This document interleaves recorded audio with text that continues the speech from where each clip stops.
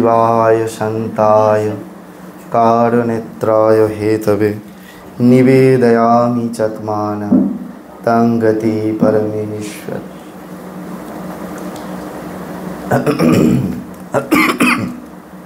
শিব পূজা সব থেকে সহজতম পূজা। শিব পূজায় এত অল্প দ্রব্যের প্রয়োজন হয় যা অন্য কোনো পূজায় লাগে না।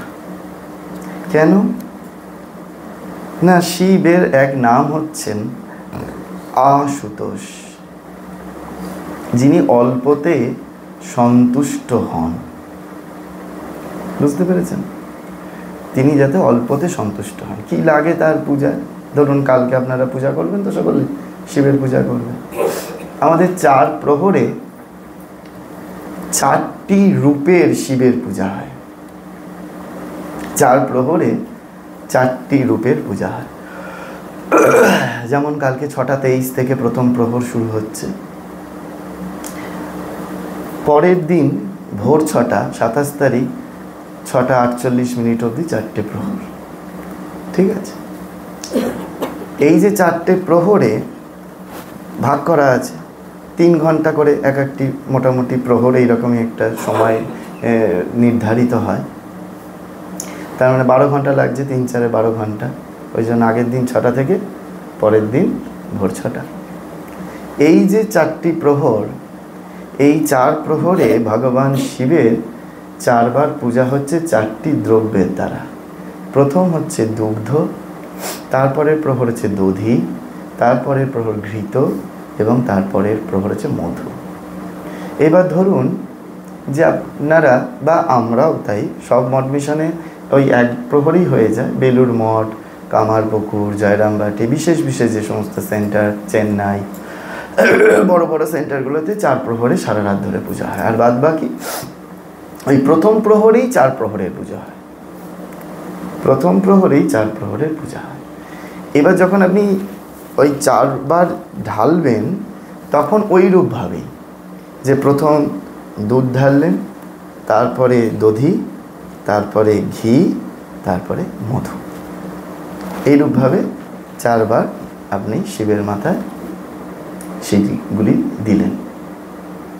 এইবার শিবরাত্রির ব্রত পালনের আজকের কিছু বিধি থাকে, মানে পূর্বদিনের কিছু বিধি থাকে, আর পরের দিন তার কিছু বিধি থাকে।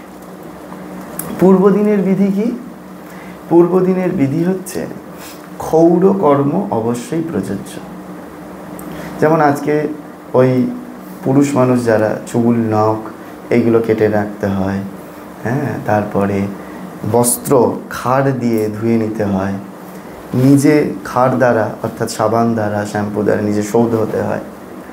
এইগুলি যেগুলো বিধি সেগুলো কালকে করতে নেই। আজকে যেমন রাতে ভূমিতে শয়ন, হবিষান্ন গ্রহণ, কারণ শিব হচ্ছে সংযমের প্রতীক। এগুলো প্রত্যেকটা সংযমের জন্য। বুঝে যাচ্ছে? কালকে যখন স্নান হবে তখন সেটাকে বলে রুক্ষ স্নান। রুক্ষ স্নান মানে কি? সেখানে তেল এবং সাবান কোনোটাই কালকে ব্যবহার করা যাবে না নিজের অঙ্গে অথবা বস্ত্রে। বুঝতে পারলাম? কালকে এগুলো নিষিদ্ধ আছে, পরিষ্কার শাস্ত্রে নিষিদ্ধ আছে। এরপরে রাত্রি জাগরণের কথা আছে। শিবরাত্রি মানে হচ্ছে, যেমন হচ্ছে আপনারা কোজাগরী পূর্ণিমা মানে কোজাগরী, কে জেগে আছে। রবীন্দ্রনাথ খুব সুন্দর সেই গানে লিখেছেন যে কে এত রাতে জেগে আছে। এই লক্ষ্মী পূজা নিয়েই রবীন্দ্রনাথ সেই গান লিখেছিলেন, যদিও তিনি সুর দিতে পারেননি। পরবর্তীকালে স্বাগতা লক্ষ্মী দাশগুপ্ত তার সুর করেন, কিন্তু রবীন্দ্রনাথ ঠাকুর লিখে গেছিলেন সেই গান। তো সেই রাত্রে যেমন জেগে থাকতে হয়, তেমনি শিবরাত্রি মানে হচ্ছে রাত্রি জাগরণ। একাদশী মানে হচ্ছে রাত্রি জাগরণ। একাদশী কথার অর্থ হচ্ছে হরিবাসর। হরিবাসর মানে কি? বাসর মানে কি? রাত জাগা। যেমন আপনারা বিয়ের দিন বাসর ঘর হয়, মানে রাত জাগতে হয় বিবাহের দিন, তেমনি হরিবাসর মানে হরির সঙ্গে বাসর করতে হয়। শিব বাসর কালকে মানে শিবের সঙ্গে বাসর করতে হয়, শিবের সঙ্গে রাত জাগতে হয়। কালকে শিবরাত্রির নিয়মই আছে, এগুলো নিয়মের মধ্যে। আর কি, তার পূজায় যেটি সব থেকে বেশি প্রসিদ্ধ সেটা হচ্ছে বিল্বপত্র। সব থেকে তিনি যেটিতে তুষ্ট। যেমন বিষ্ণু পূজার ক্ষেত্রে আমাদের লাগে হচ্ছে এই তুলসীপত্র এবং তিল, তেমনি শিব পূজার ক্ষেত্রে আমাদের লাগে হচ্ছে বিল্বপত্র এবং তণ্ডুল। তণ্ডুল মানে আতপ চাল। এবার আতপ চাল মানে ওই বাজার থেকে 27 টাকা কেজি আতপ চাল নয়। আতপ চাল মানে একদম গোবিন্দভোগের সব থেকে বেস্ট আতপ চালটা, একদম ছোট ছোট হতে হবে, সেটা একটা সুন্দর হবে, সেটাকে বাছা হবে, সেটাকে ধোয়া হবে। আমরা যেমন ভগবান বিষ্ণুকে যখন তিল দিই, সেই তিলটাকে ধুয়ে রোদে শুকিয়ে তারপরে তিলটাকে নিবেদন করা হয়, বুঝতে পেরেছেন? এমনকি শ্রাদ্ধে যে তিল ব্যবহার করেন না, ওই তিলটা কিন্তু ওই রকমভাবে ব্যবহার করতে হয়। ওই দশকর্মা ভাণ্ডার থেকে কিনে নিয়ে এলাম আর ওই তিল চটকে কলার মধ্যে মেখে নিলাম, নিয়ে পিণ্ডদান করলাম, একদম করবেন না, একদম করবেন না। সেই তিলটিকে কিনে এনে আগে ভালো করে ঝাড়বেন, ঝেড়ে সেটাকে ধোবেন, ধুয়ে সেটাকে রোদে শুকনো করবেন, শুকনো করে তারপরে ওই পিণ্ডদানে দিতে হয়, কারণ পিণ্ডদানটাই হচ্ছে আসল জিনিস, বুঝতে পেরেছেন? ওই যে মৃত্যুর পরের দিন থেকে 13 দিন অভুক্ত থাকে না, 13 দিন তারা বায়বীয় শরীরে ঘুরে বেড়ায়, অভুক্ত থাকেন। সেই অভুক্ত যেহেতু থাকেন, তাকে তো খাদ্য দিতে হবে 13 দিন বাদে। সে তখন ঘুমিয়ে পড়ে 13 দিনে বা 11 দিনে বা 10 দিনে, তখন সে আর কিছু করতে পারে না, তখন তাকে খাদ্য দিতে হয়। সেই খাদ্যটা তো ভালো দিতে হবে না, সেই জন্য বেস্ট কোয়ালিটির ঘি, বেস্ট কোয়ালিটির কলা এবং বেস্ট কোয়ালিটির তিল, এইটা তো মাখা হয়, তিল ঘি কলা এইটি করতে হয়। যাই হোক, সেটা আবার অন্য একটা প্রসঙ্গ। এখন ওই আতপ তণ্ডুল, যেটা হচ্ছে একদম কামিনী আতপ গোবিন্দভোগ চাল, সুগন্ধি বেরোয়, সুগন্ধি নির্যাস বেরোয়, সেই তণ্ডুল, এবং সেটাকে ওই ধুয়ে পরিষ্কার করে জল দিয়ে ধুয়ে, আর এখন তো খুব সহজ হয়ে গেছে, সোশ্যাল মিডিয়ায় দেখবেন বেলুড় মঠের বা রামকৃষ্ণ মঠ মিশনের পুষ্পপত্র সাজানো, দেখবেন সব ছবি টবি বেরোয়, ওখানেই দেখবেন একেবারে সুন্দর করে করে এই সাদা চন্দনের বাটি, লাল চন্দনের বাটি, তারপরে এই তণ্ডুল, এগুলো সব এক একটা বাটি বাটি বাটি বাটি থাকে। এবং সেইগুলো এই চন্দন মানে ওই একেবারে জলের মতো গড়িয়ে যাচ্ছে এরকম চন্দন। আমাদের চন্দন মানে হচ্ছে ক্ষীর ক্ষীর চন্দন হতে হবে, যেমন ক্ষীর ঘনত্ব থাকে ঠিক সেরকম হচ্ছে। এখন দেখবেন কতই কামার পুকুরেরই সেদিন দেখলাম, মহারাজ শিবের মাথায় সব পুজো হয়ে গেছে, শিবকে তুলবেন, তার উপরে চন্দন ঢেলে ঢেলে ঢেলে ঢেলে পুজো করছেন। সেই চন্দনটা ঢালছে যখন, তখনই বুঝতে পারবেন। ওইগুলো একটু দেখতে হয়, মোবাইল আছে যখন একটু ভালো জিনিসই দেখুন না। তো ওই চন্দন যখন ঢালছে তখন বুঝতে পারবেন যে চন্দনটা কতটা মানে ঘনত্ব, তার কতটা ঘনত্ব। কেন ঘনত্ব না, ওই যতক্ষণ ঘষবো ততক্ষণ ঘনত্বটা বাড়বে, আর যতক্ষণ ঘষবো ঘনত্ব বাড়বে, ততক্ষণ আমি একটু ভগবানের কাজে রত থাকতে পারবো, ভগবানের নাম করতে পারবো। আমাদের তো সবটাই দায় সারা, ওই কোনো রকমে ঘষে দিলাম, দিয়ে বাটির মধ্যে দিয়ে দিলাম। এবার ওই একটা টিপ পরাতে গেলো, নাকে গড়িয়ে চলে এলো চন্দন, ঠাকুরের কপালে টিপ পরাতে গেলো, দেখবে নাকে গড়িয়ে চলে আসছে। তা ওই চন্দনে হবে না, বুঝতে পারছি আমি। পূজা হচ্ছে এই জিনিস, পূজা যদি করতে হয়, হ্যাঁ, এইরকম পূজা। লোকে ভাবে যে মহারাজ সেবা পরানন্দ, তা এত সেবা করে, এসব পুজো টুজো অত ইয়ে করে না। কিন্তু একটা আশ্রমে আমি 8 মাস পুজো করেছিলাম, তো সেখানে তখন সপ্তশতী যজ্ঞ হবে। সপ্তশতী যজ্ঞ মানে হচ্ছে ওই চণ্ডীর যে 700টা শ্লোক, সেই 700 শ্লোকে আহুতি দেওয়া হয়। তো সেখানে লাল চন্দন ঘষছি, লাল চন্দন ঘষতে ঘষতে এই গাঁটগুলো না কেটে গিয়ে রক্ত বেরোচ্ছে। এ যখন রক্ত বেরোচ্ছে, লাল চন্দন, আর ওতে তো সাদা চন্দন লাগে না, রক্ত বেরোচ্ছে আর জলে ভিজে গেছে, একদম চামড়াগুলো নরম হয়ে যায়। তার মানে ওখানে ইয়ে করা মানে হচ্ছে জামবাটির 1 বাটি চন্দন মারতে হবে, বুঝে দেখুন। ওই ক্ষীর চন্দন আবার জামবাটির 1 বাটি, এত চন্দন। এই ছোটো বাটি না, জামবাটি মানে বুঝতে পেরেছেন তো, এরকম একটা বোল টাইপের, তার 1 বাটি চন্দন করতে হবে, তবে তো 700টা শ্লোক মানে কমপ্লিট করা যাবে। তো এরকম ঘষতে ঘষতে রক্ত বেরিয়ে গেছে। আমার এক সাধু এসে বললেন যে দেখো, এই হচ্ছে তোমার পূজাটাই ঠিক ঠিক করে মা কালকে নেবেন, মা যে বড় রক্তপ্রিয়া, সেই জন্য ওই চন্দনের মধ্যে রক্ত মিশ্রিত হয়ে গেল। আমার শুনে এত আনন্দ পেলাম যে মা যদি কৃপা করে অজান্তে এইরূপ সেবাটা নিয়ে নেন, এর থেকে সৌভাগ্যের আর কি আছে। উঠে না হয় একটু ব্যান্ডেল লাগিয়ে নেব, বুঝতে পেরেছেন? তো এই হচ্ছে ব্যাপার। কিন্তু আমাদের শাস্ত্রে আছে রক্তপাত হলে 3 দিনের অশৌচ হয়। হ্যাঁ, এগুলো এখন আর কে আর মানছে? সেই জন্য আমাদের যখন কুমারী পূজা হয় তখন খুব সাবধানে রাখতে হয়। যদি ওই আগেকার দিনে কী হতো, কেউ যদি উপবাস করত, যদি ফল কাটতে গিয়ে তার আঙুলটা কেটে যেত, সে আর পুষ্পাঞ্জলি দিতে পারতো না। ঠিক কি না বলুন বাড়িতে? কিন্তু কেন সেটা কেউ জানে না, কারণ এই রক্তক্ষয়ে 3 দিনের অশৌচ হয়, 3 দিনের অশৌচ পালন করতে হয়। যাই হোক, তো সেইগুলো আর কি এখন আর তো মানছে আর কি, এত জানতেই বা চাইছে। এখন সব ফ্ল্যাট কালচার, তো এইগুলো কেউ জানতে চায় না আমাদের কাছে। কিন্তু এইসব ছোটবেলা থেকে আমাদের সব করানো হয়েছে। যাই হোক, তো এখন ওই শিবের ক্ষেত্রে যেগুলো বলা, সেই হচ্ছে ওই আতপ তণ্ডুল আর বিল্লপত্র। আপনারা শুনতে পাচ্ছেন তো সবাই? আতপ তণ্ডুল আর বিল্লপত্র, সেটা দিয়ে আমরা শিব পূজা করি। আর শিব হচ্ছেন এই যে শিবরাত্রি করা, আরেকটা নিয়ম আছে, সেটা হচ্ছে শিবরাত্রির দিন যতটা সম্ভব ওই অনাহার মানে আহার জাতীয় না করে একটু শরবত আদি পান করলেই ভালো। মঠ মিশনে আমাদের তাই হয়। কালকে প্রায় রান্নাঘর এক প্রকার বন্ধই থাকে। সিনিয়র সাধুদেরও দেখেছি খুব করে শিবরাত্রিটা পালন করেন। শিবরাত্রি মানে পুরুষ মহিলা উভয় পক্ষে। আপনারা মানে আপনাদের যাদের গুরু তারা প্রত্যেকে করেন। গত বছরই আমরা যখন কল্যাণেশ্বর মহাদেবের পুজো দিতে গেছি দুপুরবেলা, তখন দেখলাম যে মঠ থেকে পরম পূজ্যপাদ স্বামী সুহিতানন্দজি, পূজ্যপাদ স্বামী দিব্যানন্দজি, পূজ্যপাদ স্বামী বলভদ্রানন্দজি, জ্ঞানব্রতানন্দজি, মানে মঠের যত ভাইস প্রেসিডেন্ট মহারাজ রয়েছেন, ম্যানেজার মহারাজ রয়েছেন, অ্যাসিস্ট্যান্ট সেক্রেটারি মহারাজরা রয়েছেন, সবাই একসঙ্গে, বোধশরানন্দজি একসঙ্গে এসেছেন। তারা ওই কল্যাণেশ্বর শিব মন্দিরে কালকের দিনে বেলুড় মঠ থেকে সমস্ত সাধুরা আসেন। কেননা ওই শিব মন্দিরে ঠাকুর যেতেন ওই বালি থেকে, মানে দক্ষিণেশ্বর থেকে বেলুড় মঠ যেতে যাত্রাপথে পড়ে, ওইটা স্বয়ংভূষী ওই নিচে আছে, ওখানে তারা পুজো দিতে এসেছেন। এবং মানে সেই পুজোর সামগ্রী এত সুন্দর, মানে বিশেষ করে পরম পূজ্যপাদ স্বামী দিব্যানন্দজি মহারাজের, উনি তো মানে আমাদের বোধহয় 17 বার না 18 বার, 2 বার বোধহয় দুর্গা পুজো করেছেন, আর 17 থেকে 18 বার উনি দুর্গা পুজো তন্ত্রধারক ছিলেন বেলুড় মঠে। আর তারপরে তো এই কিছু বছর আগে পর্যন্ত জয়রামবাটির তন্ত্রধারক ছিলেন। এখন কামারপুকুরে ওই অবস্থাতেও গিয়ে চেয়ারে বসে তন্ত্রধারক করেন। তো ওনার একটা বিশেষ প্রীতি আছে পুজোতে, তো ওনারটা দেখলাম অসাধারণ।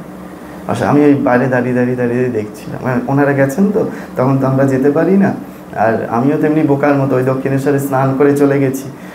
এবার যে জল টল নিয়ে যাবো ওইসব নিয়ে টিয়ে যায়নি, আমি জানি একটু প্রণাম করে চলে আসবো।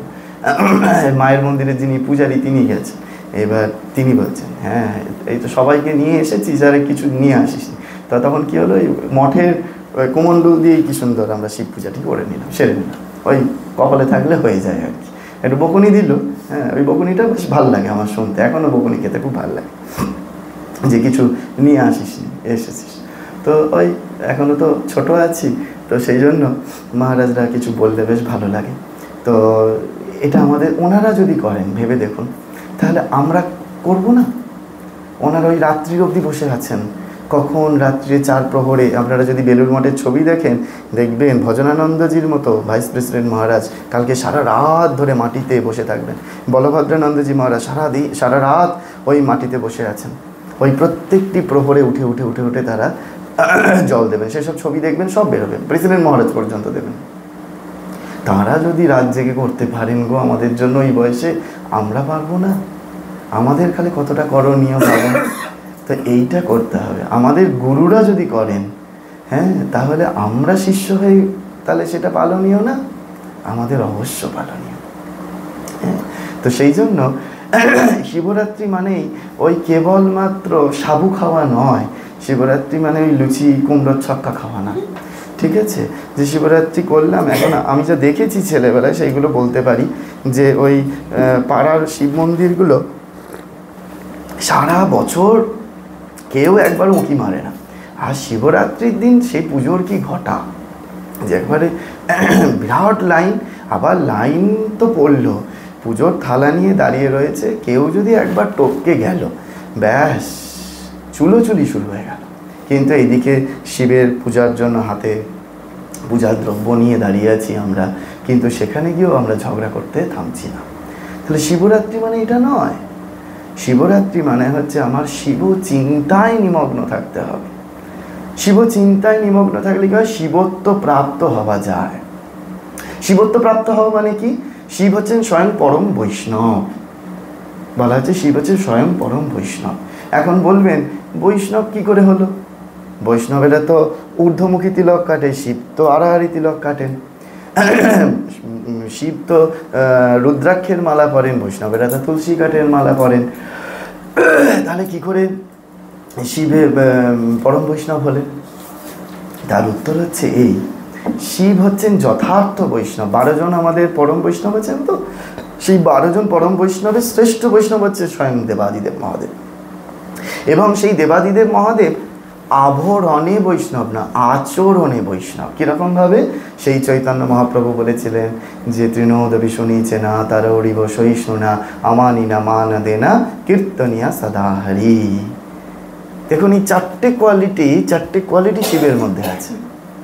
প্রথম হচ্ছে তৃণাদ অভিশুনিছে না, যে তিনি একেবারে অতি সহজে সব কিছুতে ভুলে যান। সেই জন্য তার আরেক নাম হচ্ছে ভোলে বাবা, তাই না? ভোলে বাবা পার করেগা ত্রিশূল লাগি শক্তিধারা, এরকম বলে না যখন ওই তারকেশ্বরে যাচ্ছে।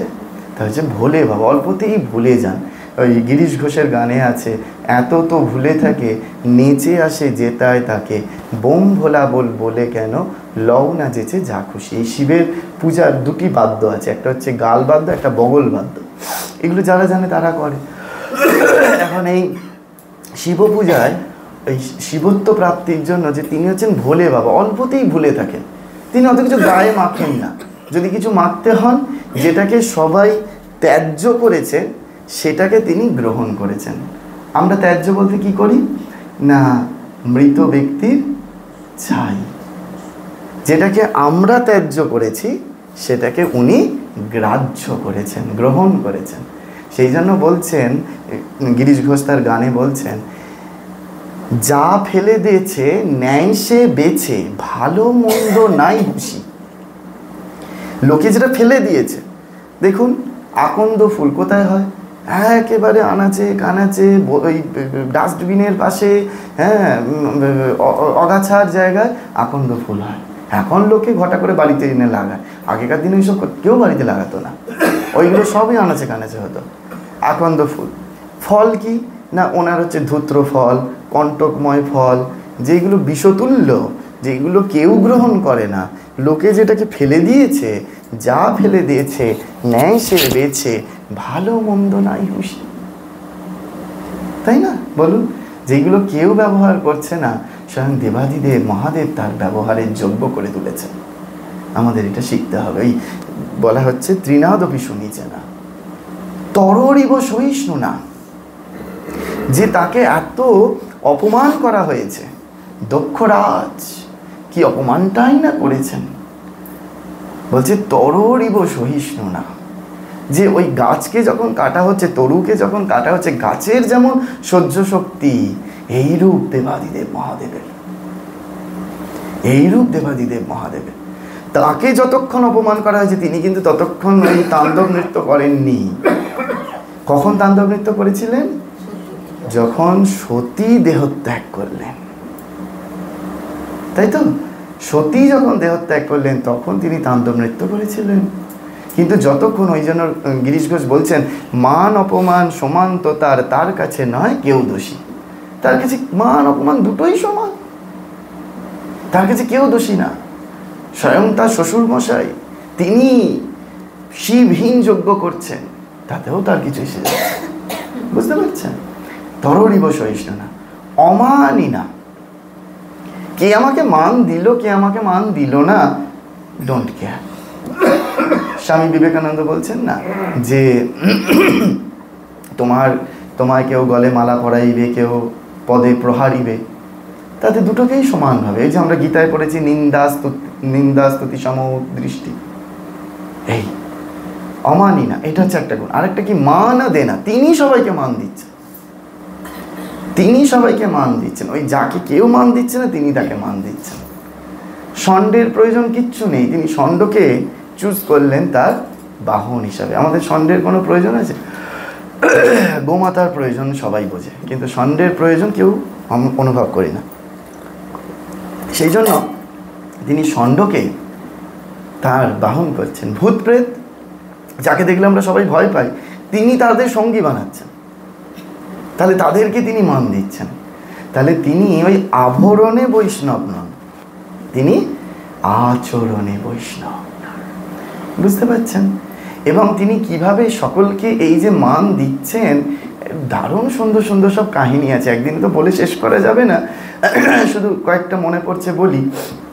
এই যে ধরুন যে চন্দ্রদেবতা, এই চন্দ্রদেবতা কার শিরে ঠাঁই পেয়েছে? দেবাদিদেব মহাদেবের। কেন ঠাঁই পেয়েছে জানেন? হ্যাঁ, হঠাৎ করে কেন চন্দ্রদেবতা শিবের মাথায় গিয়ে বসে পড়ল? কেউ জানেন না? আচ্ছা, ও এইগুলো তো ছোটবেলায় সব, মানে আপনাদের কাছ থেকে ছোটরা শুনবে, এটা আমি আশা করেছি। তাহলে শুনুন, বলি, ভালো লাগবে। চন্দ্রদেবতার 27 জন স্ত্রী। চন্দ্রদেবতার কতজন স্ত্রী বললাম? 27 জন। আমাদের অ্যাস্ট্রোলজিক্যালি চন্দ্রদেবতার চারদিকে 27টি নক্ষত্র থাকে, 27টি নক্ষত্র। এই 27টি নক্ষত্র হচ্ছে 27টি স্ত্রী। সেই চন্দ্রদেবতার 27 জন স্ত্রী কোথা থেকে এলো? না, দক্ষ রাজের 28 কন্যা। দক্ষ রাজের 28 কন্যার মধ্যে 27 কন্যাকে বিবাহ করেছিলেন চন্দ্রদেব, আর সতীকে বিবাহ করেছিলেন দেবাদিদেব মহাদেব। এই দক্ষ রাজের 28 কন্যার মধ্যে 27 কন্যা হচ্ছে চন্দ্রদেবতার স্ত্রী, আর 1 কন্যা হচ্ছে দেবাদিদেব মহাদেবের স্ত্রী। এই 27 জন স্ত্রী থাকা সত্ত্বেও চন্দ্রদেবতার নজর তো খুব একটা ভালো না, ওই জন্য পূর্ণিমাতে জপ ধ্যান করতে নেই, কাম বৃদ্ধি হয়। সেই চন্দ্রদেবতার ওই 27 জন স্ত্রী থাকা সত্ত্বেও বৃহস্পতির স্ত্রী তারার দিকে তার নজর যায়। ভালো লাগছে আপনাদের? বৃহস্পতি হচ্ছে দেবগুরু, তাহলে এই দেবগুরুর স্ত্রীর দিকে, তার স্ত্রীর নাম হচ্ছে তারা, সেই তারার দিকে নজর যায়। তখন দেবগুরু খুব ক্রোধান্বিত হলেন। বৃহস্পতি তখন চন্দ্রদেবতাকে অভিশাপ দিলেন যে তুমি 27 জন স্ত্রীকে ভোগ করেছ, তারপরেও তুমি আমার স্ত্রীর দিকে নজর দিয়েছ। কার কি অভিশাপ ফলবে জানি না, কিন্তু গুরুর অভিশাপ অবশ্যই ফলবে, গুরু যদি একবার অভিশাপ দেয়। তাই ওই দেবগুরু বৃহস্পতি অভিশাপ দিলেন চন্দ্রদেবতাকে, হে চন্দ্রদেব, তুমি 15 দিন ধীরে ধীরে ধীরে ধীরে ক্ষয়তে শুরু করবে, তোমার ক্ষয় হবে। বুঝতে পারছেন? তোমার ধীরে ধীরে ধীরে ধীরে ক্ষয় হবে। এই যে আমরা তাই দেখি না, যেই পূর্ণিমাটি হয়ে গেল আবার কমতে কমতে কমতে কমতে অমাবস্যায় ক্ষয় হচ্ছে। 15 দিন ধরে ওই বৃহস্পতির অভিশাপ। এইবার ওই 15 দিনের মাথায় 16 দিনে তুমি একেবারে নিশ্চিহ্ন হয়ে যাবে, এই কথা বৃহস্পতি বলে দিলেন। এবার 15 দিন যখন সমাপন হয়েছে, তখন ওই 27 জন স্ত্রী ভাবছে যে স্বামী আমাদের যাই করুক না কেন, সে তো আমাদের স্বামী। এখন এই 16 দিনে যদি নিশ্চিহ্ন হয়ে যায়, আমরা 27 জন একসাথে বিধবা হব। আমাদের রক্ষা পাবার একমাত্র উপায় দেবাদিদেব মহাদেব। সেই 27 জন স্ত্রী তখন দেবাদিদেব মহাদেবের কাছে গেছেন। আর দেবাদিদেব মহাদেব জানেন, তিনি সবসময় ধ্যানে রত। এই যে তার প্রণাম মন্ত্রে বলা হলো নমঃ শিবায় শান্তায়।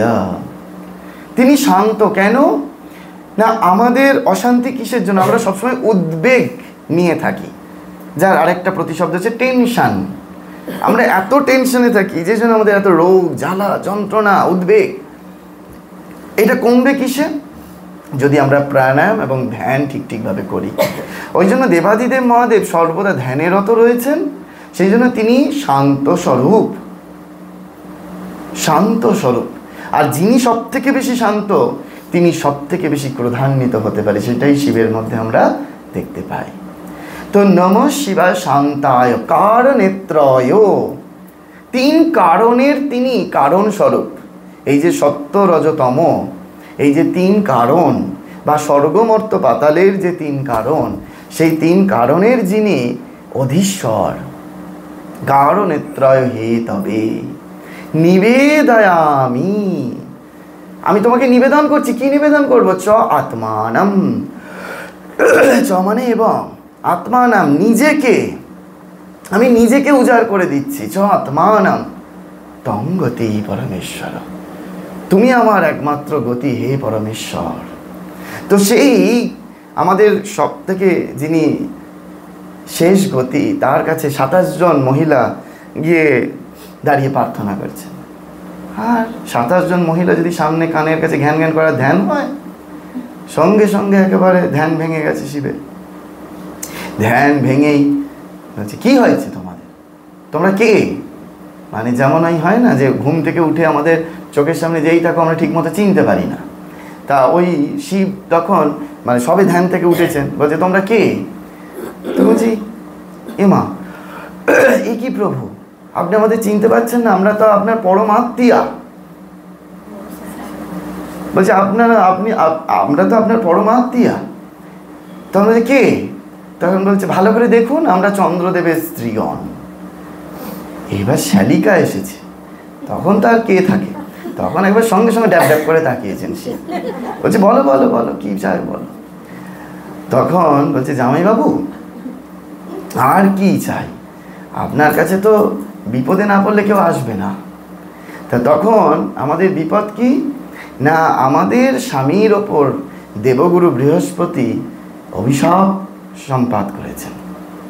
15 দিন ক্ষয় হয়ে গিয়েছে, রইল পরে একদিন, কালকে যদি এসে যায় 16 দিন, তাহলে আমরা সকলে একসঙ্গে বিধবা হব। তখন শিবের হৃদয় তো একেবারে বিগলিত। বলছে আমি থাকতে কে তোমাদের বিধবা করে দেখি। বলছে যাও গিয়ে তোমরা ওই ছোট হয়ে গেছে ক্ষুদ্র চন্দ্রদেবকে নিয়ে এসে আমার এই জটায় বসিয়ে দাও। আমার জটাটা কি জানো, যেমন দেখবেন ওই এখন সব ঘড়িগুলো হয়েছে না, বা আমাদের মোবাইল ফোনগুলো হয়েছে দেখবেন ওয়াটার প্রুফ মোবাইল ফোন, তা সেইটা হচ্ছে শিব তখন বলছে আমার জটাটা কি জানো, আমারটা হচ্ছে পাপ প্রুফ জটা, আমার এখানে কোনো পাপ কাজ করবে না, যতই অভিশাপ প্রুফ জটা, অভিশাপ কাজ করবে না। বুঝতে পেরেছেন? তো এখন ওরা কি করে, সেই 27 জন স্ত্রী এসে ওই ফ্রিজের মধ্যে ঢুকিয়ে দিয়েছে। আর এইদিকে দেবগুরু বৃহস্পতি এই এতদিনে তার এবার অসুবিধা হয়ে গেছে, সে তো বৃদ্ধ, ছবিতে দেখেছেন, দেখেননি বলে, দেবগুরু বৃহস্পতি বৃদ্ধ, রাত্রিবেলা পথ চলতে গেলেই খালি হোঁচট খাচ্ছে। বলছে কী ভুল করলাম অভিশাপ দিয়ে, যাও বা চন্দ্রদেব ছিল, রাস্তাটা একটু আলো টালো হচ্ছিল, হোঁচট খাচ্ছিলাম না, তো এখন পথ চলতে গিয়ে হোঁচট খাচ্ছি, তো অভিশাপ দিয়েও ভুল করে ফেলেছি। তা দেবগুরু বৃহস্পতির ঘরের পাশ দিয়ে যখন সেই 27 জন স্ত্রী যাচ্ছে, দেবগুরু বৃহস্পতি বলে ফেলেছেন, ওই মনে মনেই বলছেন, তারা শুনছেন যে এখন কি করে এই অভিশাপ রোধ করা যায় না, যদি প্রভাসে গিয়ে ওই চন্দ্রদেব একবার স্নান করে আসে, তাহলে তার ক্ষয় আবার বৃদ্ধিপ্রাপ্ত হবে। প্রভাস কোথায়? প্রভাস হচ্ছে আমাদের এই যে শিবলিঙ্গ পূজা করি, তো সেই শিবলিঙ্গ কেন পূজা করি সেদিন আমি একটা বক্তৃতায় বলেছি, ইউটিউবে বেরিয়ে হচ্ছে, আপনারা শুনেছেন কিনা জানি না। দেখবেন এর শিব বাদ দিয়ে আমরা কোনো দেবতার বা দেবীর লিঙ্গ পূজা করি না। লিঙ্গ মানে অন্য কিছু না, লিঙ্গ মানে হচ্ছে চিহ্ন, যে পুংলিঙ্গ, স্ত্রীলিঙ্গ, ক্লীবলিঙ্গ, যে অমুকের থেকে এই মানুষটি বা এই ব্যক্তিটি আলাদা বোঝানোর স্বরূপ যে চিহ্ন ব্যবহৃত হয়, সেই চিহ্নকে লিঙ্গ বলা হয়। এখন তাহলে শুধু শিবলিঙ্গই কেন পূজা করা হয় না, শিবলিঙ্গ পূজা করি আমরা এই অর্থে, ছোট করে বলছি, সেখানে বলেছি আমরা, তো সেটি হচ্ছে আমাদের যে সৃষ্টিতত্ত্ব, সেই সৃষ্টিতত্ত্বের পূজা করি আমরা। যখন সৃষ্টিতত্ত্ব হয়, খারাপভাবে নেবেন না মায়েরা, যখন মায়েরা গর্ভবতী হন, যখন তাদের প্রসবকালের সময়, তখন কি কোনো আভরণ থাকে? ডাক্তারের কাছে গিয়ে কোনো আভরণ থাকে না। দুটো উপায় হয়, একটা সার্জারি, একটা নয় ন্যাচারাল, কোনোটাতেই আভরণ থাকলে হবে না। এই অনাবৃত অবস্থায় যিনি আমাদের কাছে ধরা দিয়েছেন স্বয়ং দেবাদিদেব মহাদেব, বুঝতে পেরেছেন? সেই সৃষ্টি তত্ত্বকে আমরা পূজা করি। এখন এই দেবাদিদেব মহাদেব, আমরা খুব ভাগ্যবান। সেদিন বলছিলাম যে আমাদের সতীর 51 পীঠের যখন দেশভাগ হলো, তখন কিছু পীঠ চলে গেল বাংলাদেশে, কিছু পীঠ চলে গেল পাকিস্তানে। সবকটা 51 সতীপীঠ কিন্তু আমাদের ভারতবর্ষে নেই। কিন্তু আমরা খুব ভাগ্যবান যে আমরা দ্বাদশ জ্যোতির্লিঙ্গ, যে জ্যোতিস্বরূপে ভগবান প্রকাশিত হলেন, সেটা বলছি কেন হয়েছিলেন। তো সেই দ্বাদশ জ্যোতির্লিঙ্গকে আমাদের প্রত্যেকটি ভারতবর্ষে আছে, প্রত্যেকটি ভারতবর্ষে আছে, পারলে দর্শন করে আসবেন। তো সেই একবার ঝগড়া বাঁধলো শিব আর ব্রহ্মার মধ্যে, যে শিব এই ব্রহ্মার বিষ্ণুর মধ্যে, যে ব্রহ্মা বলছে আমি বড়, বিষ্ণু বলছে আমি বড়। বলছে এখন এই মীমাংসা কে করতে পারে? না, শিব পারবে। শিবের কাছে গেল। তখন শিব বলছে যে দেখো, তোমরা দুজনেই ধ্যানে রত হও। ধ্যানে রত হলে কি হবে না, ধ্যানের সময় যদি তোমরা একটি জ্যোতি দর্শন করতে পারবে, সেই জ্যোতির দণ্ডায়মান জ্যোতি কীরকম, সেই টর্চ জ্বাললে যেমন একটা দণ্ডায়মান জ্যোতি হয় না, সেই জ্যোতি রেখা, ওই রকম একটি জ্যোতি রেখা দর্শন করতে পারবে। সেই জ্যোতির আদি থেকে শুরু করে অন্তে যে আগে পৌঁছাতে পারবে, সেই জানবে যে ওই বড়। এবার তারা আদি থেকে শুরু করেছে, এবার অন্ত আর কেউ দুজনে, ব্রহ্মাও খুঁজে পেল না, বিষ্ণুও খুঁজে পেল না, অন্ত নাই। সেই যে জ্যোতি রেখা লিঙ্গ স্বরূপে স্ট্রেট লাইনে জ্যোতি রেখা, সেন শিবলিঙ্গ হচ্ছেই তো, এই যে জ্যোতি রেখা সেইটি দ্বাদশ ভাগে বিভক্ত হয়ে এই দ্বাদশটি জায়গায় একমাত্র আমাদের মধ্যপ্রদেশের একটি স্টেটে 3টে জ্যোতির্লিঙ্গ আছে, বাদ বাকি সব 1-2টি করে আছে।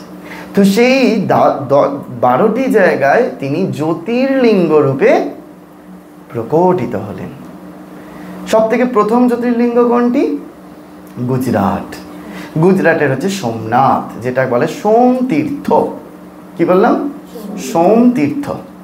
সেই সোমতীর্থ, সেই সোমনাথ যে আর কি, যেখানে জ্যোতির্লিঙ্গ রূপে রয়েছে, সেখানে গজনীর সুলতান মাহমুদ 17 বার আক্রমণ করেছিল। যখন আক্রমণ করে শেষবারের বার দেখলো যে এরপরেও শেষ হচ্ছে না, এত সম্পদ রয়েছে সেখানে, শেষবারের বার সেই মন্দিরটাকে ভেঙে দিয়ে চলে গেছিল। আপনারা জানেন, ইতিহাসে পড়েছেন কম বেশি। এখন ভারত সরকার ওই সুন্দর একটি জায়গা ইউটিউবে সার্চ করে দেখতে পারেন, আর যদি গেছেন তাহলে চাক্ষুষ দেখবেন, ভীষণ সুন্দর মন্দির সমুদ্রের তীরে। সেই সমুদ্রের তীরে এখন নতুন মন্দির প্রতিষ্ঠা করা হয়েছে, পুরনো মন্দিরটি পাশে ভগ্ন মন্দির হিসেবে রয়েছে। সেই সোমনাথ হচ্ছে প্রথম মন্দির, সোমতীর্থ। সেই সোমতীর্থে অনতি দূরে 5 কিলোমিটার মতো একটি ডিস্টেন্স বলা হয়, সেই 5 কিলোমিটারের মধ্যে একটি কুণ্ড আছে। কুণ্ড মানে স্নানের কুণ্ড, পুষ্করিণী। সেই স্নানের কুণ্ডে ওই যে বলে দিল প্রভাসে গিয়ে স্নান করালে, ওই হচ্ছে প্রভাস। সেই চন্দ্র দেবতাকে সেই কুণ্ডে স্নান করানো হয়েছিল। প্রভা মানে কি? প্রভা মানে হচ্ছে আলো, দ্যুতি। প্রভাযুক্ত আশা, প্রভাসা, সেই হচ্ছে তীর্থ প্রভাস। সেই কুণ্ডে যদি একবার স্নান করা যায়, তাহলে আমাদের যে জীবনের দীপশিখা, আমাদের যে বলা হচ্ছে অসতোমা সদ্গময়া তামসোমা জ্যোতির্গময়া, আমরা যে অন্ধকারে পড়ে আছি, জ্যোতিতে পৌঁছাতে হবে, জ্যোতির স্বরূপ লাভ করতে হবে, তো সেই হচ্ছে প্রভাসে যে একবার গিয়ে স্নান করেছে, সে তামসোমা জ্যোতির্গময়া। সেই জন্য প্রভাস তীর্থ বলা হয়। প্রভাস তীর্থে স্নান করতে হয়, গিয়ে স্নান করে সোমতীর্থে গিয়ে ওই সোমনাথকে পূজা করতে হয়, গুজরাটের সোমনাথ। বোঝা যাচ্ছে? তাহলে এই চন্দ্র দেবতাকে যখন স্নান করানো হলো সেই প্রভাসে, তখন চন্দ্র দেবতা আবার পুনরায় সেই জ্যোতি ফিরে পেল। কিন্তু একবার যেহেতু ওই চন্দ্র দেবতা তার ওই জটায় বসে গেলেন, সেই জন্য তিনি ওইখানে শোভা বর্ধন করলেন। সেই জন্য ভগবান শিবের এক নাম হচ্ছে শশী শেখর বা শশী ভূষণ। বুঝতে পেরেছেন? এক হচ্ছে শশী শেখর আছে শশীভূষণ, আছে শিবের নাম। ওই জন্য শিব মন্দিরে যখন যেতে হয়, দেখবেন আমরা যখন কোনো বিষ্ণু ক্ষেত্রে বিষ্ণু মন্দিরে যাই, শক্তি ক্ষেত্রে যখন শক্তি মন্দিরে যাই, তখন যেখানে মন্দিরে সামনে বিগ্রহকে প্রণাম করলাম, প্রণাম করে আমরা ওই ডান দিক দিয়ে পুরোটা প্রদক্ষিণ করে এসে আবার আমরা সামনে এসে দাঁড়ালাম। কিন্তু শিব ক্ষেত্রে গিয়ে কখনোই পূর্ণ প্রদক্ষিণ হবে না। শিব মন্দিরে গিয়ে অর্ধ প্রদক্ষিণ, মানে ওই অর্ধচন্দ্রাকারের মতো, ওই অর্ধচন্দ্রাকারের মতো উত্তর দিক যেদিকে শিবলিঙ্গটি থাকে, যেটা যোনিপীঠ মা সতীর অংশ, সেইটাকে কখনো প্রদক্ষিণ করা যায় না। এগুলো জেনে রাখুন। ওই শুরু করে এসে ওই আবার ওই জায়গায় গিয়ে শেষ করে দিতে হয়, ওখানে আবার প্রণাম করে ঘুরে যেতে হয়। বুঝতে পারছেন? তো এই যে শিব পূজা, সেই শিব পূজা যদি আমরা ঠিকভাবে করতে পারি, তাহলে আমাদের যে উদ্দেশ্য, যে শিবত্ব প্রাপ্তি হওয়া, সেই শিবত্ব প্রাপ্ত হতে পারব। আমাদের জাগতিক যে চাহিদা, জাগতিক যে কামনা বাসনা, সেটা যেমন দেবাদিদেব মহাদেব আমাদের পূরণ করবেন, ঠিক সেরকম আমাদের আধ্যাত্মিক যে চাহিদা, সেই একটি গল্পে আছে না যে ঠাকুর বলছেন রাজার কাছে কি আর লাউ কুমড়ো চাইতে হয়, রাজার কাছে গিয়ে অমৃত ফল চাইতে হয়। তা ওই একটা বনের মধ্যে শিব মন্দির রয়েছে, তা শিব মন্দিরে বলেছিলাম বোধহয় এর আগে, তা সেই শিব মন্দির রয়েছে, তা শিব মন্দিরটা ভগ্ন, প্রায় ভেঙে গেছে, ছাদ ভেঙে গেছে। তা একটা চোর ঢুকেছে সেই বনে, জঙ্গলের মধ্যে চোর ঢুকে দেখছে যে একটা পুরনো মন্দির, সেই পুরনো মন্দিরের কোনায় একটা ওই রয়েছে, ওই কি যেন বলে, ঘন্টা লাগানো রয়েছে, পিতলের বড় ঘন্টা। এবার সেটাকে চুরি করতে হবে, চুরি করলে তার বাজারে বিক্রি করে 2 টাকা পাবে। তা সে পরের দিন একটা লগা বানিয়ে এনেছে, লগা বানিয়ে আঁকশি, যেমন সেই লোকের ফুল চুরি করে যে আঁকশিগুলো দিয়ে, তো সেরকম আঁকশি বানিয়ে এনেছে। তাই আঁকশি দিয়ে খোঁচা দিচ্ছে, পড়ছে না, কিছুতেই পড়ছে না। তো তখন এই ফুল চুরির কথা বললাম বলে মনে পড়লো, জানেন আমি কিছুদিন আগে এক গড়বেতাতে একটা জায়গায় আশ্রমে বলতে গেছিলাম। তা ওখানে এই ফুল চুরির গল্পটা কি জানি কেন জানি না মনে হলো, বললুম যে দেখুন এরকম ফুল চুরি করে এনে যদি ঠাকুরকে দিই আমরা, সেই ঠাকুর সেই ফুল গ্রহণ করেন না। তো এইটা বলে আসাতে পরে 1 সপ্তাহ বাদে আমাকে ওখানকার সেই কর্মকর্তা যারা রয়েছে তারা বলছে, মহারাজ আপনাকে আমরা প্রতি বছর পয়সা খরচ করে নিয়ে আসবো। বললাম কেন, কি হলো? এই তো একবার গেছি, আবার 2 বছর 3 বছর বাদে যাবো। বলছে না মহারাজ, আপনি যা বক্তৃতা দিয়েছেন না, তাতে আমাদের আশ্রমের ফুল চুরিটা বন্ধ হয়েছে। তাই বললাম বাহ, তাও ভালো, আর কিছু হোক না হোক অন্তত ফুল চুরিটা বন্ধ করে আসতে পেরেছি। তো যাই হোক, তো সেই জন্য মনে পড়লো আর কি। তো এই হচ্ছে, তো তখন ওই শিব দেখছে যে বিরাট পাতা টাতা পড়ে একটা স্তূপাকার হয়ে গেছে, ঢিপি টাইপ। এবার সে তার মাথার মানে ওইটার ওপর উঠে পড়েছে, যেই উঠে পড়েছে তো পাতার ঢিপি, আর সঙ্গে সঙ্গে তো ধাপাস করে হয়ে গেছে, শিবের মাথায় একেবারে দাঁড়িয়ে গেছে। আর শিব তো ভোলে বাবা, শিব দেখছে বাবা লোকে বেল পাতা চলে, সে তো নিজেকেই চড়িয়ে দিয়েছে আমার মাথায়। তো এখন শিব সঙ্গে সঙ্গে দেখা দিয়ে বলছে কি বর চাও বলো। শিব অতি সহজে বর দিয়ে দেয়, জানেন তো। সেই ভস্মাসুরের কাহিনী আছে না, সেই ভস্মাসুর শিবের সাধনা করতে করতে শিব দর্শন দিয়ে দিয়েছেন। শিব দর্শন দিয়ে বলছেন যে বলো কি বর চাও। বলছে আমি একটাই বর চাই, আমার এই হাত আমার যার মাথায় ঠেকাবো সে যাতে ভস্ম হয়ে যায়, তাই জন্য তার নাম ভস্মাসুর। এবার বলছে ঠিক আছে তথাস্তু। এবার ভস্মাসুর বলছে দাঁড়ান, এত সোজা? হ্যাঁ, যে আপনি আগে দেখি আপনার মাথায় হাত দিয়ে যে আপনার কথাটা সত্য হচ্ছে কি না। বলে যেই শিবের মাথায় হাত দিয়ে, শিব তো তখন মরি করে একেবারে দৌড়াতে সোজা বৈকুণ্ঠে। বলছে বিষ্ণুর কাছে কি বলছে, তুমি আমায় বাঁচাও, নাহলে আমার এক্ষুনি ভস্ম হয়ে যাবো। এতদিন ভস্ম মেখেছি, এবার আমিই ভস্ম হয়ে যাবো। তো এখন বলছে কি হয়েছে। এবার শিব তখন বিষ্ণুর পিছনে লুকিয়ে গেছে। যেই লুকিয়ে গিয়েছে তখন ভস্মাসুর এসে বলছে এই জন্যই তোমরা অসুর রয়ে গেলে, তোমাদের মাথায় গবেট, কিচ্ছু বুদ্ধি নেই। তুমি এত দূর দৌড়ালে, একে নাদুস নুদুস চেহারাখানা বানিয়েছ, এত দূর দৌড়ে কেউ আসে পরীক্ষা করার জন্য? সবার সামনে তো তোমার নিজের মাথা। আর শিবের এমন মোহিনী শক্তি আছে না, সব ভুলিয়ে দিতে পারে। ওই যেমন ওই বিষ্ণুর রূপ হচ্ছে এমন, কৃষ্ণ রূপ হচ্ছে এমন, দেখলেই ভুলে হয়ে যায় সব। হচ্ছে মোহিনী রূপ, ওই জন্য বলা হয়। আর ওই শিব বলেছে যে সবার তোমার মাথা তো সব থেকে আছে, তুমি তোমার নিজের মাথায় হাত দিয়ে দেখো ফলে কিনা। তা ওই রক্ষায় নিজের মাথায় হাত দিল আর ভস্মাসুর নিজেই ভস্ম হয়ে গেল। তা শিব ওই যাত্রায় বেঁচে গেল। তা ওই হচ্ছে শিব যাকে তাকে বর দিয়ে দেয় যেখানে সেখানে, জানেন তো। তাই এবার শিব বলছে বলো কি বর চাও। তখন সেই চোর বলছে দেখুন আমার এই লগাটা না বেশি মানে মজবুত না, আপনার দেখছি যে লগাটা হাতে আছে সেটা খুব মজবুত, ওই লগাটা দিয়ে মানে ত্রিশূল, বুঝতে পারছেন। তা এখন ওই এইগুলো সব মানে এক একটা অর্থ আছে, এক একদিন আমরা এক একটা ক্লাস করতে পারি। ত্রিশূলের কেন 3টে ফলা হলো, স্বামীজি তার ডিটেলস ব্যাখ্যা করেছেন এবং স্বামীজি সেটা দেখিয়েও গেছেন। হ্যাঁ, এগুলো কে আর জানতে চায়, আমার খুব দুঃখ হয় আপনারা কেন জানতে চান না। আমার এই যে একটা প্রশ্নোত্তর পর্ব করছি, সেই প্রশ্নোত্তর গতানুগতিক ধারে সেই একই প্রশ্ন, যে কি করে জপে মন বসাতে পারছি না, আর কি করে এই করতে পারছি না সেই করতে। আরে বাবা এইগুলো একটু জানুক, জানার আগ্রহই মানুষের নাই। তো যাই হোক, তা ওই বলছে যে তোমার এখন ওই 3 ফলা 3 লগাটা খুব ভালো, লগাটা দিয়ে একটু খোঁচা দাও, ওই ঘন্টাটা পেরে যাবে। তো ভগবান শিব আর কী করে, ওই ঘন্টাটা পেরে দিলেন। তো এইটা অর্থ হচ্ছে এই যে শিব পূজা মানে কিন্তু ওই যা তা বর চাওয়া নয়, তিনি চাইলে কিন্তু যা চাইবো তাই দেবেন। তাহলে কেন আমরা সেই মুক্তির অভিলাষী হব না, কেন আমরা শিব পদে ঠাঁই পাবো না, তাই না? তো সেই জন্য আপনারা খুব করে প্রার্থনা করবেন। এই আমার কাছে আজকেই সকালবেলা একজন এসেছিলেন, যা তিনি আবার বললেন যে ইউটিউবে আমার বক্তৃতা রোজ শোনেন, জানি না শুনে কষ্ট পাবেন কি না। তো আমি আমার দিক দিয়ে বলছি, উনি ওনার স্বামীর খুব শরীর খারাপ বলে খুব কান্নাকাটি করছিলেন আমার কাছে এসে। তো আমি বললাম যে দেখুন না বলে বলছেন যে আমি রোজ মায়ের কাছে পা ধরে বলি যে আমার স্বামীর শরীরটা ভালো করে দাও। হ্যাঁ, আমি বললাম যে দেখুন এটা কি ঠিক হচ্ছে?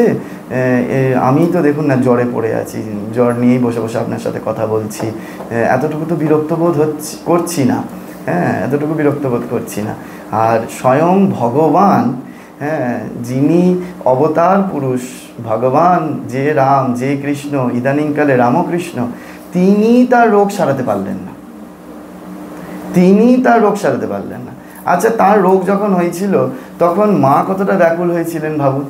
সেই মা তলা থেকে, কাশীপুরে আছেন, তলা থেকে রান্না করে দিচ্ছেন, সুজি পোলতে করে, তুলোর পোলতে করে কোনো রকমে মুখে দিয়ে দেওয়া হচ্ছে, মুখে দিয়ে দেওয়ার সময় মুখ থেকে গড়িয়ে পড়ে যাচ্ছে, সেইটুকুনিটাও তার গলায় যাচ্ছে না। সেই সময় মায়ের অবস্থাটা ভেবে দেখুন কি অবস্থা। ওনাকে তখন বোঝানোর চেষ্টা করলাম যে মায়ের অবস্থাটা ভেবে দেখুন, ঠিক আপনার মতনই। কিন্তু তখন মা কি করলেন, মা গেলেন তারকেশ্বরে, এই সেই শিব তারকেশ্বরে 3 দিন হত্যে দিলেন। 3 দিন হত্যে দিলেন কেন না, তারকেশ্বরে যদি হত্যে দেওয়া হয় শরীর খারাপের জন্য, তাহলে স্বয়ং শিব বৈদ্য রূপে এসে ঔষধ দেন। এটা আমাদের এখনও সেই রীতি আছে কিন্তু তারকেশ্বরে, জানেন তো, যে 3 দিন যদি হত্যে দেওয়া হয় শিব তখন বৈদ্য স্বরূপে এসে সেখানে ঔষধ দেন। কারণ শিবের আরেক নাম বৈদ্যনাথ। বেশি দূর যেতে হবে না, বেশি পয়সা যদি না খরচ করতে চান, এই বাংলার পাশেই ঝাড়খণ্ডে, হ্যাঁ ঝাড়খণ্ড, তো এই ঝাড়খণ্ডে দেওঘর। এই দেওঘর কেন না, এটা আগে নাম ছিল দেবগৃহ, সেই দেবগৃহ থেকে নাম হলো দেবঘর। এখন বটা উঠে গিয়ে ও হয়ে গেল, সেই জন্য এখন এর নাম হয়েছে দেওঘর। অ্যাকচুয়ালি এর নাম ছিল দেবগৃহ, দেবতার গৃহ। ওখানে দর্শন করে আসবেন। তো সেই বৈদ্যনাথ স্বরূপে তারকনাথ তিনি এসে ওই ঔষধ দেন। কিন্তু শ্রী শ্রী মা ঠাকুরন যে 3 দিন পড়েছিলেন, যিনি সাক্ষাৎ ভগবতী, যাকে আমরা পূজা করছি, তিনি শিবের দর্শনও পেলেন না আর ঔষধও পেলেন না। 3 দিন বাদে ফিরে এলেন কাশীপুরে। কাশীপুরে ফিরে এসে যখন ঠাকুরের ঘরে গেলেন, ঠাকুর সঙ্গে সঙ্গে মাকে জিজ্ঞেস করছেন যে কি গো, ওষুধ মিলল? মা তো একেবারে খুব করুণভাবে একেবারে বলছেন যে না। তখন ঠাকুর মাকে বোঝাচ্ছেন, সান্ত্বনা দিচ্ছেন, যখন এই শরীর হয়েছে তার 4টে নিয়ম মানতে হয়। কি কি? জন্ম, মৃত্যু, জরা, ব্যাধি, বার্ধক্য, 5টা জিনিস। বুঝতে পেরেছেন? তাহলে তারপরে ঠাকুরের উদাহরণটা বলি, বার্ধক্য।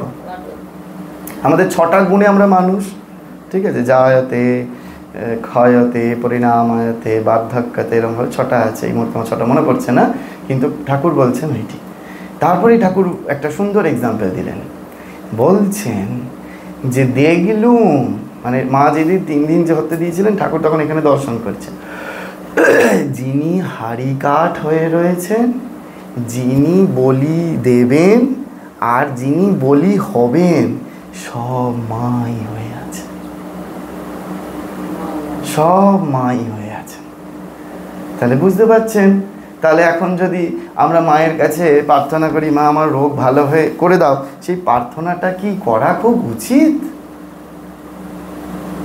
কখনো উচিত না যে রোগ ভালো করে দাও। বুঝতে পেরেছেন?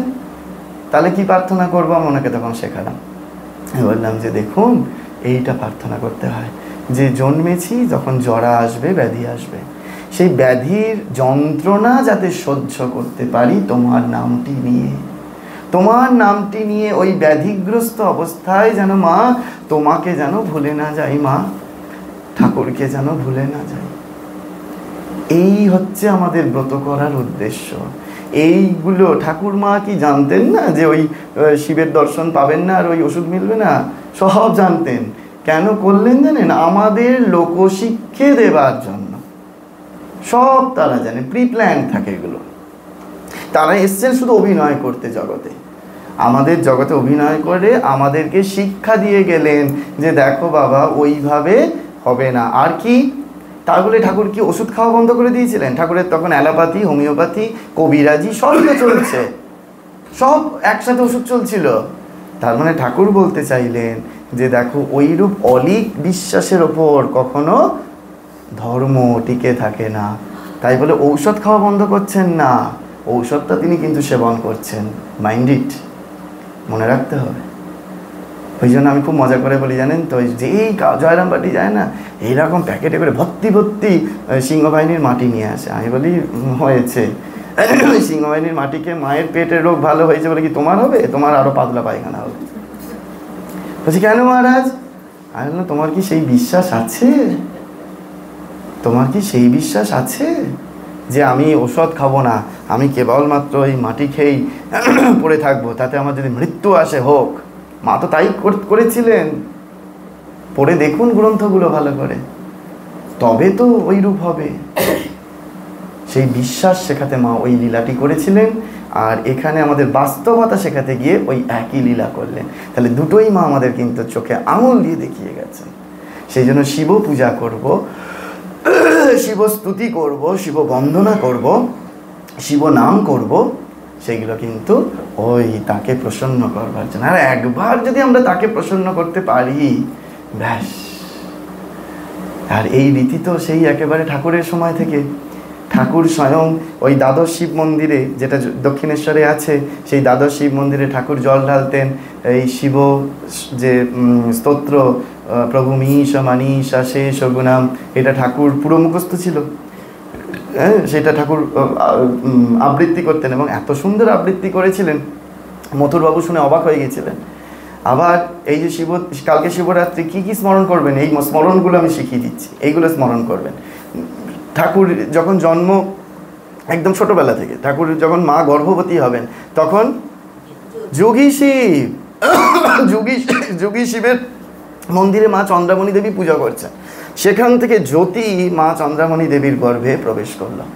যেই মুহূর্তে প্রবেশ করলো, সেই মুহূর্তে মা অনুভব করলেন, আমাদের ঠাকুমা অনুভব করছেন যে আমি যেন পেটটা ভারী ভারী এবং গর্ভবতী হলাম। সেই থেকে লীলা শুরু। শিবরাত্রির দিন কামারপুকুরে শিবরাত্রি কি ধুমধামে পালন করা হতো, সেই ঘটনা জানেন তো? লাহাদের বাড়িতে শিবরাত্রির দিন সারা রাত যাত্রা হবে। তো যাত্রা হবে, এখন যাত্রায় যে শিবের অভিনয় করবে, হঠাৎ অসুস্থ হয়ে পড়লে খোঁজ কে শিবের অভিনয় করতে পারে, যা ডেকে আন, গদাইকে ডেকে আন। গদাই এত সুন্দর সে যে অভিনয় করবে যে বলার কথা। সবাই গদাইকে ডাকলো, গদাইকে ডেকে এনে একেবারে শিব সাজিয়ে দেওয়া হলো। যখন মঞ্চে তোলা হলো, তখন একেবারে শিব ভূমিতে, শিব রাজ্যে গদাইয়ের মন চলে গেল হু করে। শিব সেজে তখন তিনি সমাধিস্থ হয়ে গেলেন, আসল নকল একাকার হয়ে গেলেন। দক্ষিণেশ্বরে এসেও সেই লীলার এতটুকু ব্যতিক্রম নয়। কাছারির ঘরে রয়েছেন মথুরামোহন বিশ্বাস, সেই মথুরবাবু যখন রয়েছেন তখন দেখছেন ওই একাকী অরণ্য মধ্যে যেমন সিংহ পাদচারণ করিয়া বেড়ায়, মাস্টারমশাই লিখছেন কথামৃতে, একাকী অরণ্য মধ্যে যেমন সিংহ লেখেনি সরি পশুরাজ যেমন পাদচারণ করিয়া বেড়ায়, ঠিক সেইরূপ ভগবান শ্রীরামকৃষ্ণদেব দক্ষিণেশ্বরের নাট মন্দিরে পাদচারণ করিয়া বেড়াইতেছে। এই তো মাস্টারমশাইয়ের কোট করা ভাষা বললাম। সেই যখন পাদচারণ করছেন আর ওই মথুরবাবু দেখছেন যে যখন একদিক থেকে একদিকে যাচ্ছে তখন কালী, আরেক দিক থেকে যখন আরেক দিকে আসছে তখন শিব, একই সঙ্গে দুই সত্তা দর্শন করছেন। তাহলে ভেবে দেখুন কালকের দিনে আমাদের কত সুবিধা না, যে আমাদের এই শিব লীলা শিব চিন্তা সারাদিন ধরে আমরা ঠাকুরের চিন্তা করব। ঠাকুর এইরূপভাবে শিবরূপে প্রকটিত হয়েছেন, ঠাকুর এইরূপভাবে আমাদের কৃপা করেছেন, তাহলে সারাটা দিন শিব চিন্তায় নিমগ্ন থাকতে পারা যায়। আমার তো ভীষণ ভালো লাগে। তো এইরূপভাবে আপনারা সবাই মিলে একটু চেষ্টা করুন না কালকের দিনটা যাতে শিব চিন্তায় নিজেকে ডুবিয়ে রাখতে পারেন, শিব চিন্তায়। আর পরের দিনের যেটা বললাম একটা রীতি আছে, এই যে পারণ বলা হয় তাকে, ইয়েতে ব্রত ভঙ্গ যে করতে হয়, কী করে পারণ করে। পারণ মানে কি না, সেই ছোটোবেলায় দেখতাম যে যখন ওই হতো, ওই কেন বলে ব্রত রাখা হলো, সেই ব্রত ভঙ্গ করার আগে অবশ্যই মা দিদিমারা ব্রাহ্মণ ভোজন করাতেন। ব্রাহ্মণ ভোজন যতক্ষণ না করাতেন ততক্ষণ কেউ জলগ্রহণ করতেন না। তো সেই রকম যে ওই যখন ওই ভঙ্গ করবেন, যখন ব্রত ভঙ্গ করবেন তখন অবশ্যই কাউকে একটু দান করুন, কিছু দান করুন। বাড়িতে যদি দরকার হয়, স্বামী বিবেকানন্দ আরও সুন্দর করে বলেছেন যে আমরা বাড়িতে একটি অথবা 3টি অথবা 5টি কোনো বালককে ডেকে এনে বালক সেবা দিতে পারি, যেটা আমরা গতকাল সকালে করব, শিশু ভোলানাথদের আগে পূজা করব। এটা স্বামীজির নির্দেশ। তো এইটা হচ্ছে আমাদের একদম পাঁজি যদি দেখতে জানেন তাহলে দেখবেন পাঁজিতে পুণ্যহ বলে লেখা থাকে, ওই পারণ পুণ্যহ, যে ওটাকে করতেই হবে, ব্রত ভঙ্গ করতে হয় ওইরূপভাবে। এই যেমন আমরা দেখেছি বৃন্দাবনে কি হয়, একাদশী করার পরে পরের দিন দ্বাদশীতে ব্রত যখন ভঙ্গ করা হয় সাধু সেবা দেওয়া হয়। কেন না, ওই ব্রত ভঙ্গে ভক্ষণ করাতে, খাওয়াতে হবে, কিন্তু অন্য কিছু করলে হবে না। জামা কাপড় ইত্যাদি ইত্যাদি ওইসব দিতে পারেন, কিন্তু অবশ্যই খাদ্য সামগ্রী দিতে হবে, ওখানে বলাই আছে খাবার দিতে হবে, ঠিক আছে, ভোজন করাতে হবে, মানে খাদ্য সামগ্রী ভোজনের কথা বলা আছে, ভোজন করাতে হবে। তো সেই রূপটা আমাদের যদি শাস্ত্র মেনে যদি আমরা শিবরাত্রি পালন করতে পারি তাহলে দেখবেন যথার্থ শিবরাত্রি ব্রত পালন করা হবে এবং শিব সন্তুষ্ট হবেন এবং আমরা হৃদয়ে অদ্ভুতভাবে শান্তি ফিরে পাব। ওম শান্তি শান্তি শান্তি। হরি ওম তৎসৎ। শ্রীরামকৃষ্ণার প্রণমস্তু।